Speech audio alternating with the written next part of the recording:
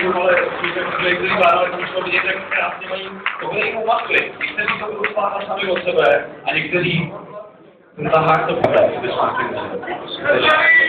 Takže pojďme popřát maturantům, aby zvládli samozřejmě ty před maturitou, aby zvládli maturitu samotnou a hlavně, aby zvládli to, co přijde po maturitě. I když tady máme pány starší, tak věřím tomu, že někteří poznají ten tvrdý život, který v dnešní době prostě jednoduše je, ale myslím si, že na to je zbytečné myslet teď, protože my jsme tu od toho, aby jsme se bavili a aby jsme oslavili to, že maturanti přišli až sem, a určitě dojdou až do finále.